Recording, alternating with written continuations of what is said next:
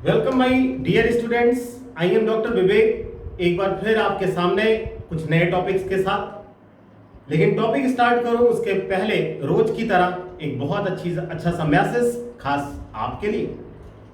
बेटा, जब तक आप अपने लक्ष्य को ना पा जाओ तब तक आप मेहनत पे मेहनत करते रहिए और एक दिन वो जरूर आएगा जब आपका लक्ष्य, आपके सपने आपके अपने हो जाएंगे। बेटा, आज की क्लास में हम आपसे डिस्कस करेंगे वैल्यूएशन ऑफ गुडविल का जो फर्स्ट मेथड है, यानी एवरेज प्रॉफिट मेथड, जिसका सिंपल एवरेज प्रॉफिट के क्वेश्चंस हमने आपके प्रीवियस 2 लेक्चर्स में हमने आपको बताए।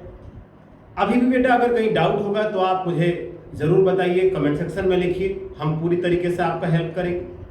बट बेटा, आज जिस टॉपिक को हम डिस्कस करने जा रहे हैं वो टॉपिक है वेटेज एवरेज प्रॉफिट मेथड से गुडविल कैसे कैलकुलेट करते हैं। तो बेटा, अब आज का क्वेश्चंस, जो फर्स्ट क्वेश्चंस है वो आप समझिए। बेटा, आज का ये फर्स्ट क्वेश्चन है। क्वेश्चन में कह रहा है the profit earn by a firm during the last 4 years were as follows. 4 years दिए हैं और 4 इयर्स की प्रॉफिट दी है। कह रहा calculate the value of goodwill on the basis of 3 years purchase of weighted average profits weight to be used are this. बेटा, इस question में पहले देखो कह रहा है calculate the value of goodwill.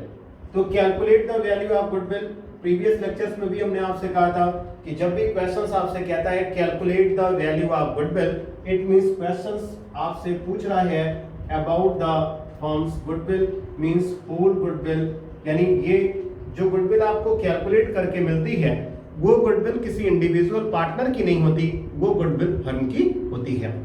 अब बेटा देखो क्या रहा है question, 3 years purchase of weighted average profit.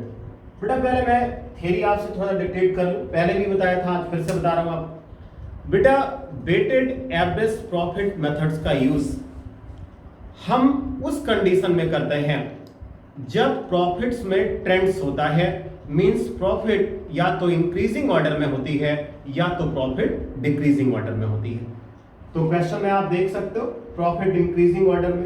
बेटा एक बात आप ऐसा भी सुन लो, सपोज आप किसी बुक में क्वेश्चंस पाते हो और कह रहा वेटेड एवरेज का यूज करिए और प्रॉफिट ट्रेंड्स में ना हो, तो आपके मन में आएगा बताया तो ये गया था, ये कौन सी बात है। तो बेटा मैं आपको ये बता रहा हूं ना कि लॉजिकल क्या है, कब किस चीज को यूज करते हैं। कोई भी कुछ भी पूछ सकता है, वो एक अलग मैटर है, बट आप ये समझो वेटेड एवरेज प्रॉफिट मेथड का यूज हम उस कंडीशन में करते हैं जहां पर प्रॉफिट्स में ट्रेंड्स होता है, मींस प्रॉफिट या तो इंक्रीज करती है या तो प्रॉफिट डिक्रीज करती है। तो अब बेटा देखो क्वेश्चन क्या है, weight to be used are 1, 2, 3 and 4 respectively for this year. बेटा वेट का मतलब यहां पर ये मत समझना कि वेट का मतलब ये है कि 1 kg 2 kg 3 kg, ऐसा कुछ नहीं है। वेट का मतलब प्रेफरेंस से है, मींस जो प्रॉफिट दिया है इनको ये प्रेफरेंस दे रहे हैं, 13 वाले को 1 रैंक। यहाँ जो वेट है ना वो एक तरीके से बेटा आप रैंक भी समझ सकते हो, फिर 2, 3 एंड 4। अब बेटा आप समझना इस क्वेश्चन को सॉल्व करने के लिए जो गुडविल का फॉर्मूला यूज होगा वो यूज होगा goodwill equal weighted average profit into number of years purchase. बेटा ये यूज करते हैं। अब आपका क्वेश्चन क्या है, नंबर ऑफ इयर्स परचेज जो है वो तो 3 आपका दिया है, 3 इयर्स परचेज। अब बेटा आप लोगों को फाइंड करना है वेटेड एवरेज प्रॉफिट। तो वेटेड एवरेज प्रॉफिट कैसे फाइंड होगी, उसका तरीका होता है total weighted profit upon total weight. तो बेटा पहले आपको मैं ओरल पूरा डिक्टेट कर दे रहा हूं, फिर रिटर्न करा दे रहा हूं। बेटा ये प्रॉफिट दी गई है और उनके ये वेट दिए गए, तो प्रॉफिट को उनके रेस्पेक्टिव वेट से मल्टीप्लाई करेंगे और फिर वेट का टोटल करेंगे तो टोटल वेट आ जाएगा, और प्रॉफिट इनटू वेट को मल्टीप्लाई करेंगे तो वो वेटेड प्रॉफिट होगी, और जब उसका टोटल करेंगे तो वो टोटल वेटेड प्रॉफिट होगी, और फिर एवरेज फाइंड कर लेंगे। तो बेटा ये ओरली आपको बता दिया, अब रिटर्न आपको बता रहे हैं। बेटा इस क्वेश्चन में प्रॉफिट्स है first year, second year, third year, fourth year. Question में उनका वेट दिया था 1 2 3 4। तो बेटा आप समझो, प्रॉफिट्स दी गई है और वेट दिया है, हम लोगों को केवल एक काम करना था, वेटेड प्रॉफिट्स कैलकुलेट करनी थी। कैसे कैलकुलेशन होगा आप समझना ध्यान से। प्रॉफिट इनटू वेट करेंगे तो ये आएगा वेटेड प्रॉफिट, मींस 80,000 टू 1 तो 80,000, 1 lakh into 2 2 lakh, 1 lakh 10,000 into 3 lakh 30,000, 1 lakh 50,000 into 4 ये आ गया 6 लाख। अब बेटा वेटेड प्रॉफिट्स को ऐड कर लीजिए, तो आप इसको ऐड करोगे तो ये 12 लाख 10,000 आएगा और वेट को ऐड करेंगे तो ये 10 आएगा। बेटा फार्मूला होता है वेटेड एवरेज प्रॉफिट का, total weighted profit upon total weight, तो 12 लाख 10,000 अपॉन 10, आप 0 0 कैंसिल करोगे तो 1 लाख 21,000 और बेटा goodwill equal weighted average profit into number of years purchase, तो 1 लाख 21,000 इंटू 3 लाख 63,000। तो बेटा ये इस क्वेश्चन का सॉल्यूशन और गुडविल की वैल्यू 3,63,000। और नेक्स्ट क्वेश्चन आप ध्यान दें बेटा, ये नेक्स्ट क्वेश्चन में कई सारे पॉइंट्स हैं, क्वेश्चन इंपॉर्टेंट है और आपको अच्छा समझ में भी आएगा, बस एक एक पॉइंट आप बहुत सही से ध्यान देते चलिए। कह रहा following information is available about the business of a firm. Point 1 में प्रॉफिट दी है 3 इयर्स की, 2013, 14 एंड 15। बेटा पॉइंट नंबर 2 पॉइंट नंबर 6 आपको एक एक पॉइंट में बता रहा हूं कैसे ये पॉइंट एडजस्ट होंगे, ये इंपॉर्टेंट है। पहले आप एक बार ओरल पूरा समझ लो, फिर रिटर्न करके मैं आपको बता देता हूं। बेटा पॉइंट नंबर 2 क्या है, नॉन रेकरिंग इनकम। तो पहले में पता लग गया कि नॉन रेकरिंग इनकम है क्या चीज। बेटा आप समझना, जो नॉन रेकरिंग इनकम है, इस नॉन रेकरिंग इनकम को हम एबनॉर्मल इनकम भी बोलते हैं। तो एक बात कंफर्म हो गया कि नॉन रेकरिंग इनकम या एबनॉर्मल इनकम, इन दोनों में कोई डिफरेंस नहीं है। जो नॉन रेकरिंग इनकम है वही एबनॉर्मल इनकम है। तो नॉन रेकरिंग इनकम या एबनॉर्मल इनकम होती क्या चीज है? बेटा ऐसी कोई भी इनकम जो बिजनेस की रेगुलर एक्टिविटी से बिलोंग ना करती हो। For example profit on sale of fixed assets, और बहुत सारे ऐसे इनकम्स है जो बिजनेस की रेगुलर एक्टिविटी से बिलोंग नहीं करते, उसे हम कहते हैं नॉन रेकरिंग इनकम या एबनॉर्मल इनकम। तो बेटा क्वेश्चन देखो क्या क्या है। Non recurring income of ₹1,000 is included in the profits of 2014। तो बेटा इसका मतलब है कि 2014 में 1 की जो प्रॉफिट है, इसमें 1,000 ऐसा है जो एबनॉर्मल इनकम का है। और आपको पता है करेक्ट प्रॉफिट कैलकुलेट करने के लिए एबनॉर्मल इनकम को हम जो है माइनस कर देंगे। तो जब सॉल्यूशन किया जाएगा, समझाते चल रहा हूं यहां से आपको, 2014 की जो प्रॉफिट है उसमें से 1,000 रुपीज आपको डिडक्ट करना पड़ेगा। सेकेंड पॉइंट कह रहा profit of 2013 have been reduced by ₹6,000 because goods were destroyed by fire. तो बेटा आपको पता है डिस्ट्रॉयड बाय फायर जो है ये आपके लिए या बिजनेस के पॉइंट से एबनॉर्मल लॉस है। और आपको पता है करेक्ट प्रॉफिट कैलकुलेट करने के लिए एबनॉर्मल लॉस को प्लस करते हैं। तो मींस 2013 में ये 6,000 रुपीज प्लस हो जाएगा। मींस जो 2013 की प्रॉफिट है उसमें 6,000 रुपीज को प्लस कर देंगे। नेक्स्ट पॉइंट कह रहा है goods have not been insured but it is though to insure them in future the insurance premium estimated ₹400 per year. बेटा एक बात देखो, ये बिल्कुल वैसा ही है जैसे एग्जाम आता है ना, फिर पढ़ाई शुरू होती है। तो क्वेश्चंस वही कह रहा है, जब आग लग चुकी मींस गुड्स डिस्ट्रॉय हो गए फायर से, तो इन्होंने सोचा कि अब फ्यूचर में ऐसी गलती ना हो तो इसके लिए इंश्योरेंस करा लिया जाए। और बेटा आपको पता है कि इंश्योरेंस का प्रीमियम आपको एवरी ईयर देना पड़ेगा। तो अगर एवरी ईयर देना पड़ेगा तो वो चीज आपके लिए नॉर्मल एक्सपेंसेस है जो अभी तक इसमें इंक्लूड नहीं की गई, तो आप इंक्लूड करिए। तो जो ये इंश्योरेंस प्रीमियम है ₹400 पर ईयर, ये इन 3 इयर्स की प्रॉफिट से आपको माइनस करना पड़ेगा, क्योंकि बेटा ये नॉर्मल एक्सपेंसेस है जो इंक्लूड अभी तक नहीं किया गया, तो अब इंक्लूड कर लीजिए। नेक्स्ट पॉइंट कह रहा है रीजनेबल रेम्यूनरेशन। बेटा एक वर्ड रेम्यूनरेशन है ना, तो रेम्यूनरेशन का मतलब होता है combination of salary, wage, rent, fees, means ये जितने चीजें हैं, रेंट, इंटरेस्ट, सैलरी, कमीशन, सबका जो कॉम्बिनेशन होता है उसको हम लोग रेम्यूनरेशन बोलते हैं। कह रहा है reasonable remuneration of the proprietor of business is rupees 6,000 per year, but it has not been taken into account for calculation of above mentioned profits। कह रहा है जो प्रोप्राइटर है, मीन्स जो बिजनेस को देख रहा है, उसको 6,000 रुपीज की प्रॉफिट चाहिए, मतलब 6,000 रुपीज उसको रेम्यूनरेशन चाहिए, जो अभी नहीं मिला है। तो बेटा नहीं मिला है तो अब हमें देना है, तो ये चीज हमारे लिए नॉर्मल एक्सपेंसेस है और नॉर्मल एक्सपेंसेस हम माइनस करेंगे। और लास्ट पॉइंट क्या है, profits of 2015 included ₹5,000 income on investment. तो बेटा इनकम ऑन इन्वेस्टमेंट को नॉर्मली हम लोग एबनॉर्मल इनकम बोलते हैं, क्योंकि ये मानते हैं कि ये जो इन्वेस्टमेंट की इनकम है ये आउटसाइड द बिजनेस है और हमें उसी प्रॉफिट को कंसीडर करना है जो बिजनेस की इनसाइड होती है। तो बेटा एक मतलब 5,000 ये income on investment abnormal income है, और आपको पता है एबनॉर्मल इनकम को हम माइनस करते हैं। तो बेटा एक बार मैं पूरा आपको फिर से बता दे रहा हूं, ध्यान से सुनना आप। पॉइंट नंबर 1 तो प्रॉफिट दी गई है, पॉइंट नंबर 2 में एबनॉर्मल इनकम है इसलिए ये माइनस होगा, पॉइंट नंबर 3 एबनॉर्मल लॉस है तो प्लस होगा, पॉइंट नंबर 4 इंश्योरेंस अब आप पे करेंगे तो ये नॉर्मल एक्सपेंसेस है तो ये माइनस होगा, पॉइंट नंबर 4 हो गया। पॉइंट नंबर 5 पे ये आपका नॉर्मल एक्सपेंसेस अब बन जाएगा, क्योंकि प्रोप्राइटर को हर ईयर आपको पे करना पड़ेगा, तो ये एक्सपेंसेस है नॉर्मल एक्सपेंसेस तो माइनस होगा। और लास्ट पॉइंट था इनकम ऑन इन्वेस्टमेंट, ये एबनॉर्मल इनकम है और आपको पता है एबनॉर्मल इनकम जो है वो माइनस होती है। और फिर बेटा लास्ट में क्या रहा है कि इनको वेट देना 1 2 3 का, तो बेटा सबसे पहला काम हम लोग प्रॉफिट को एडजस्ट करेंगे और फिर वेट से मल्टीप्लाई कर देंगे।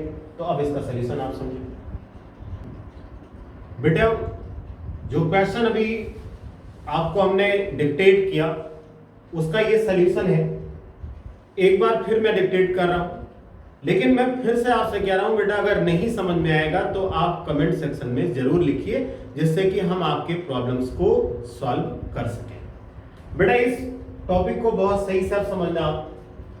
देखिए हमने काम क्या किया है बेटा, एक बात अगर बताऊं ना आपको, तो जैसे प्रीवियस का क्वेश्चन अभी सॉल्व आपने देखा कि प्रॉफिट, वेट और वेटेड प्रॉफिट, तो बेटा इन 3 चीजों से आप फैमिलियर हो।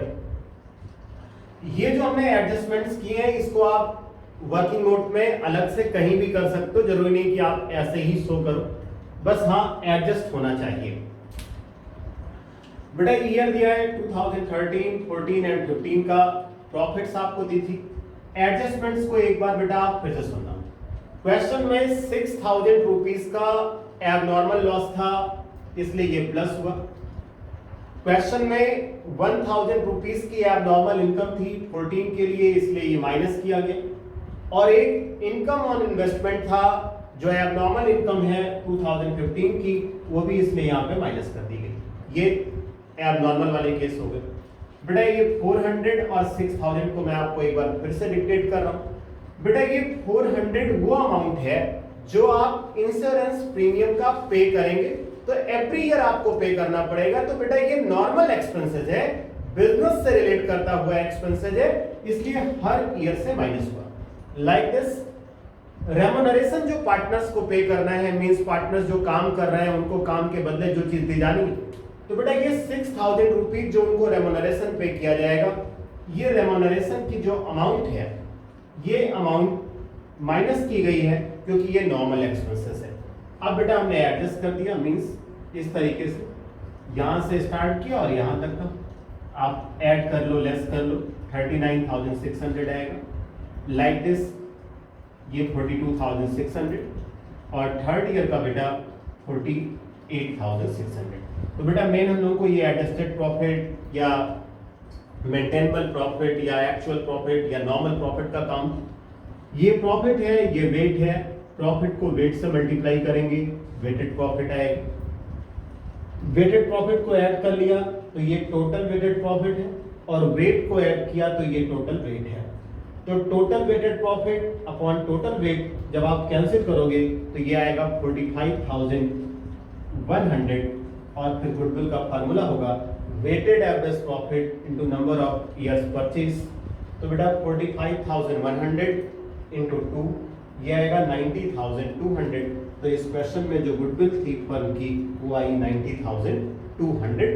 तो बेटा ये क्वेश्चंस का सॉल्यूशन था, ये कंप्लीट हुआ। नेक्स्ट क्वेश्चन आप जानो।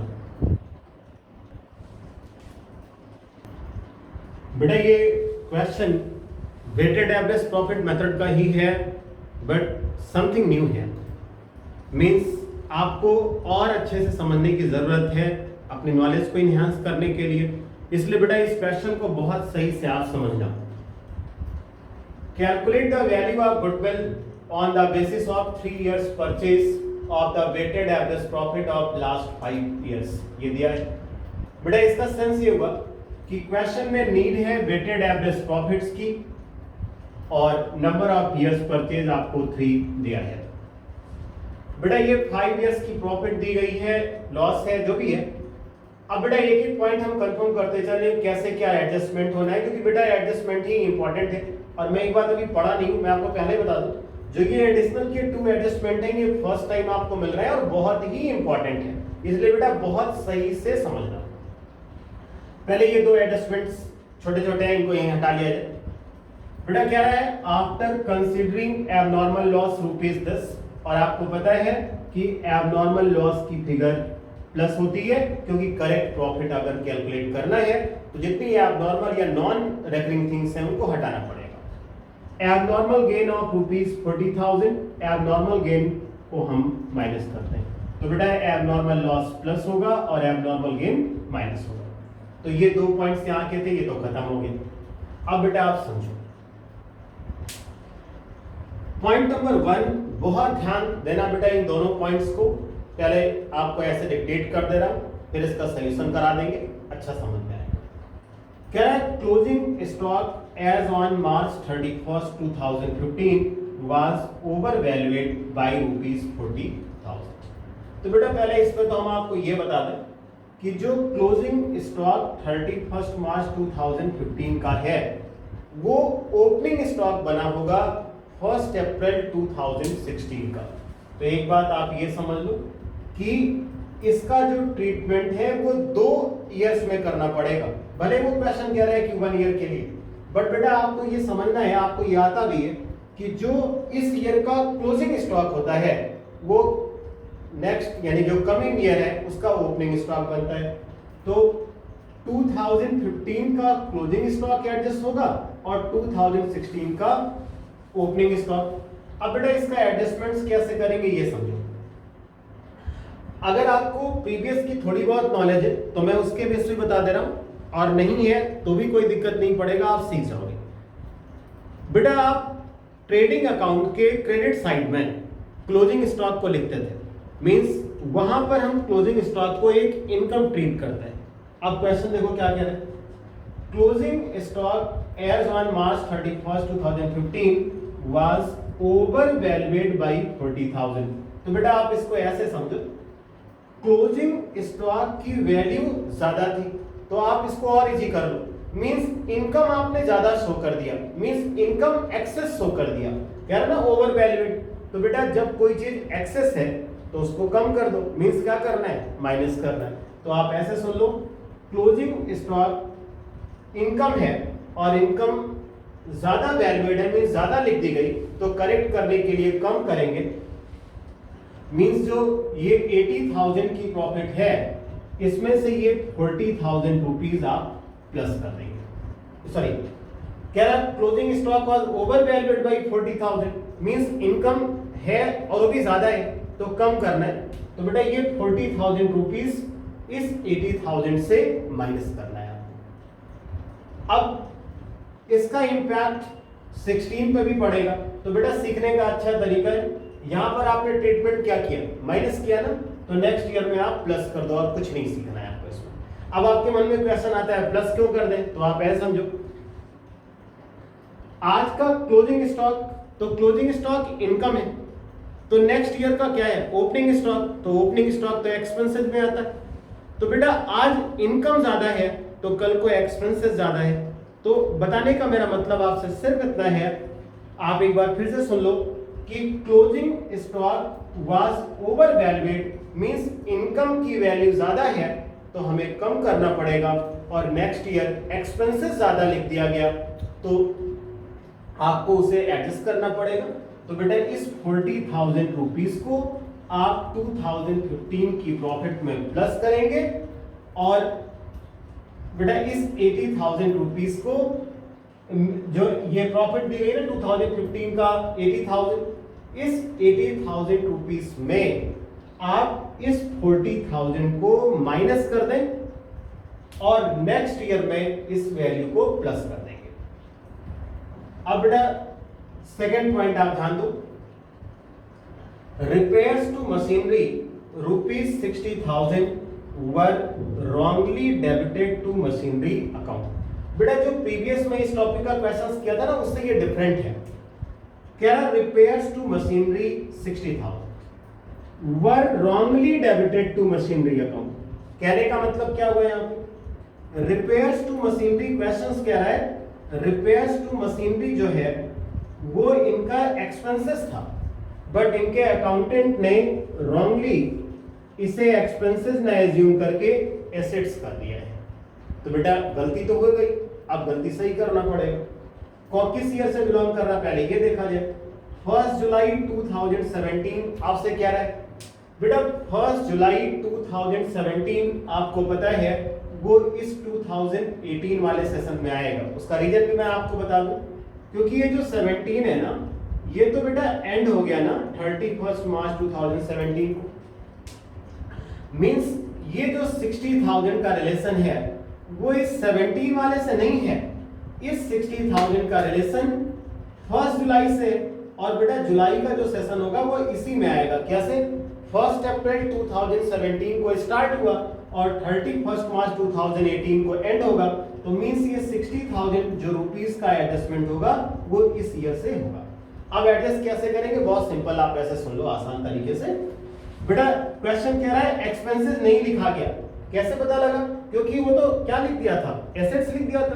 तो ठीक है यार, एक्सपेंसेस नहीं लिखा गया तो एक्सपेंसेस लिख दे। तो इसका मतलब हुआ कि 2018 में जो ये 1,80,000 आप देख रहे हो ना, इसमें से आपको ये 60,000 रुपीस माइनस करना है, क्योंकि जो अभी तक आप एसेट्स मान के चल रहे थे वो एसेट्स नहीं है, वो आपका एक्सपेंस है, और एक्सपेंस हम माइनस करते हैं, पहली चीज। दूसरी बात, अब क्वेश्चन क्या है कि एसेट्स मान लिया तो इन्होंने उस पर डेप्रिसिएशन भी चार्ज कर दिया। अब बेटा आप गलती समझो, एसेट्स मान लिया, डेप्रिसिएशन चार्ज कर दिया, और आपको पता है डेप्रिसिएशन एक्सपेंसेस होता है, तो एक्सपेंसेस होने के नाते इन्होंने माइनस कर दिया होगा। अब बेटा जब वो एसेट्स ही नहीं रही तो आप खुद समझो किस बात का डेप्रिसिएशन, मींस जब वो एसेट्स नहीं रही कैसे पता लगा, एसेट्स रॉन्गली डेबिटेड था, एसेट्स तो अब एक्सपेंसेस बन गई ना, तो मतलब अब डेप्रिसिएशन का कोई मतलब नहीं रहा। लेकिन बेटा इन्होंने इन दोनों ईयर में उस डेप्रिसिएशन की अमाउंट को डिडक्ट कर दिया होगा, भले ही गलत कर दिया था। तो इसका मतलब हम डेप्रिसिएशन को कैलकुलेट करेंगे और डेप्रिसिएशन को हमें प्लस करना पड़ेगा। उसका रीजन ये है क्योंकि अब वो जो मशीनरी पर डेप्रिसिएशन चार्ज हुआ था, तो जब मशीनरी ही रॉन्गली एसेट्स में हो गई थी तो डेप्रिसिएशन भी गलत हो गया। तो बेटा आपने माइनस कर दिया, तो करेक्ट करने के लिए उसे प्लस करेंगे। एक बार इन दोनों पॉइंट्स को मैं आपको फिर से बता दे रहा हूं। बेटा क्लोजिंग स्टॉक इनकम होती है, इनकम की वैल्यू ज्यादा आपने लिख दी है तो आपको माइनस करना पड़ेगा, मींस 2015 की प्रॉफिट से 40,000 माइनस होगा, और नेक्स्ट ईयर के लिए ये ओपनिंग स्टॉक बन जाएगा, और फिर वहां पे उसका अपोजिट ट्रीटमेंट यानी प्लस हो जाएगा। इस पॉइंट को आप सुनो, मशीनरी आपने रिपेयर कराई 60,000 की, क्वेश्चन क्या है, wrongly debited to machinery account, means इन्होंने एसेट्स मान लिया, एक्सपेंसेस नहीं माना। हम करेक्ट कर लें, हम उसे एसेट्स की कैटेगरी से हटाएं और अपने एक्सपेंसेस की कैटेगरी में लेकर आएं, और एक्सपेंसेस की कैटेगरी में लेकर आएंगे तो हमें ये चीज अपने प्रॉफिट से माइनस करना पड़ेगा। दूसरी चीज बेटा, जो अभी तक इन 2 इयर्स में डेप्रिसिएशन ऑलरेडी डिडक्ट हो चुका, उस डेप्रिसिएशन की कोई नीड नहीं है, क्योंकि अब तो वो एसेट्स हम मानते ही नहीं है। तो जो डेप्रिसिएशन आ चुका था, हमने जो ऑलरेडी डिडक्ट कर दिया है, करेक्ट करने के लिए उस डेप्रिसिएशन को हम प्लस कर देंगे। अब बेटा इसका हम सॉल्यूशन आपको बता देते हैं। बेटा इस क्वेश्चन के सॉल्यूशन में सबसे पहले हम डेप्रिसिएशन कैलकुलेट कर रहे हैं। तो कैलकुलेशन ऑफ डेप्रिसिएशन, बेटा 1 जुलाई को आपने मशीनरी का रिपेयर कराया, वो एक अलग बात है कि आपने उसको एसेट से अज्यूम कर लिया, डेप्रिसिएशन भी चार्ज कर दिया, कैलकुलेशन हम लोगों को करना पड़ेगा। बेटा 1 जुलाई 17 और अकाउंटिंग ईयर एंड हुआ 31 मार्च 2018, ये 9 मंथ आया। अब बेटा 60,000 इंटू 9/12, 12 इसलिए क्योंकि मंथ्स जो पूरा ईयर है वो 12 मंथ्स का होता है, और 20% पर एनम था तो 20/100, बेटा ये 9,000 आया। अब बेटा जो चीज एसेट से एक बार है वो आप नेक्स्ट ईयर भी यूज करोगे, डेप्रिसिएशन चार्ज करना पड़ेगा। तो फर्स्ट कैपिटल 18 टू 31 मार्च 19, ये 12 मंथ्स हुआ। बेटा क्वेश्चन में डिमिनिशिंग बैलेंस बोला है, डिमिनिशिंग का मतलब प्रीवियस का जो डेप्रिसिएशन है वो रिड्यूस हो जाए।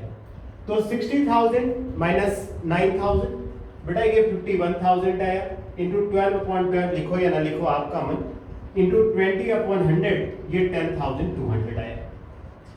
अब बेटा आप एडजस्टमेंट्स को बहुत सही से समझना। बेटा हमने पहले ईयर नोट कर दिया, फिर प्रॉफिट, केवल 17 में लॉस था इसलिए माइनस लगा दिया है, ये आप समझे रहना। एडजस्टमेंट्स करना स्टार्ट किया। बेटा ये 40,000 रुपीज हुए है, जो क्लोजिंग स्टॉक ओवर वैल्यूएट था, मींस इनकम ज्यादा था तो हमने कम कर दिया, तो ये माइनस हो गया। अब बेटा 15 में जो क्लोजिंग स्टॉक था वो 16 का ओपनिंग स्टॉक होगा। क्लोजिंग स्टॉक का अपोजिट हम करते हैं ओपनिंग स्टॉक को, तो ये अगर माइनस कर दिया तो ये वैल्यू यहां पर आके प्लस हो गई। उसके बाद बेटा आपके इस क्वेश्चन में जो पॉइंट्स और दिए थे उनको एडजस्ट किया गया, एक एक पॉइंट्स को हमने एडजस्ट किया। ये दोनों पॉइंट बेटा एबनॉर्मल लॉस का था इसलिए प्लस किया गया, ये एबनॉर्मल गेन का था इसलिए माइनस किया गया। और बेटा ये 60,000 वाला फिर से एक बार समझ लो, 60,000 रुपीज एक्सपेंसेस था जो एसेट्स अभी तक माना गया था, मतलब अब हमें उसे अपने एक्सपेंसेस में लिखना है इसलिए माइनस कर दिया गया। और बेटा एक इंपॉर्टेंट बात लास्ट में आप सुन लो कि जो ये 9,000 और 10,200 का ये जो डेप्रिसिएशन है ये प्लस इसलिए हुआ क्योंकि आपने उस रिपेयर को एसेट्स मान के गलती की थी, मींस आपने डेप्रिसिएशन चार्ज कर दिया था, मींस आपने माइनस कर दिया था। तो बेटा अगर कोई भी चीज रॉन्गली माइनस हो चुकी है तो करेक्ट करने के लिए प्लस कर देंगे, तो इसलिए ये प्लस कर दिया गया। एट लास्ट प्रॉफिट्स जो भी थे वो एडजस्ट कर दिए गए। बेटा ये माइनस का 20 माइनस का 40 था तो ये माइनस का 60 रह जाएगा, और इस तरीके से ये जब आप पूरा प्रॉफिट इंडिविजुअल ईयर का एडजस्ट करेंगे तो बेटा ये एडजस्टेड प्रॉफिट आएगी। क्वेश्चन में वेट आपको दिया है ऑलरेडी, प्रॉफिट इनटू वेट करेंगे तो वेटेड प्रॉफिट आएगी। बेटा ये इतने फिगर दिए हैं लेकिन आपको पता है ये लॉस का है, मींस प्लस वाले यानी प्रॉफिट वाले आप एक साथ कर दो, लॉस को डिडक्ट कर दो, तो ये बैलेंस आएगा 18 लाख का, वेट आया 15। तो बेटा वेटेड एवरेज प्रॉफिट का फार्मूला होता है total weighted profit upon total weight, 18 lakh upon 15, 1,20,000। बेटा goodwill equal weighted average profit into number of years purchase, तो 1,20,000 इंटू 3 क्वेश्चन में ऑलरेडी मेंशन है, तो ये 3,60,000 आया, यानी फर्म की गुडविल 3,60,000। अब बेटा इस क्वेश्चन के साथ एवरेज प्रॉफिट मेथड का जो गुडविल का वैल्यूएशन था वो हमारे एंड से कंप्लीट हुआ। बट बेटा आपकी रिस्पॉन्सिबिलिटी है कि आप किसी भी बुक से क्वेश्चंस आप सर्च करो, क्वेश्चंस को आप सॉल्व करो, जहां भी आपको डाउट होता है आप हमें बताइए, हम आपके डाउट्स को क्लियर करेंगे। लेकिन बेटा एक बात मैं आपको और क्लियर बता दूं, आज जो हमने आपको ये तीनों क्वेश्चंस बताए, इसमें लास्ट के 2 क्वेश्चंस जो थे वो काफी ज्यादा एडजस्टमेंट्स वाले थे, इंपॉर्टेंट थे। तो बेटा इन क्वेश्चंस को आप 2 to 3 टाइम्स आप प्रैक्टिस अच्छे से करिए, जिससे कि आपको जो भी डाउट्स मन में अभी हो फर्स्ट टाइम देखने में, समझने में, तो वो डाउट्स आपके क्लियर हो जाए। फिर भी अगर कोई डाउट रह जाता है तो आप हमें कमेंट सेक्शंस में लिख के बताइए, हम आपके प्रॉब्लम्स को सॉल्व करने की पूरी कोशिश करेंगे। बेटा फिलहाल आज के लिए इतना ही। कल हम आपसे डिस्कस करेंगे गुडविल का second method, super profit method. और बेटा एक बात मैं आपको क्लियर बता दूं, अपने वादे के मुताबिक मैं न्यूमेरिकल से स्टार्ट करने से पहले उसकी थ्योरी भी आपसे डिक्टेट करूंगा, और थ्योरी के बाद फिर हम सुपर प्रॉफिट मेथड से गुडविल कैसे कैलकुलेट होती है और क्या ड्रॉबैक्स थी एवरेज प्रॉफिट मेथड की, ये भी फिर से एक बार आपको मैं थ्योरी में बताऊंगा। तब तक के लिए बेटा okay, all the best my dear.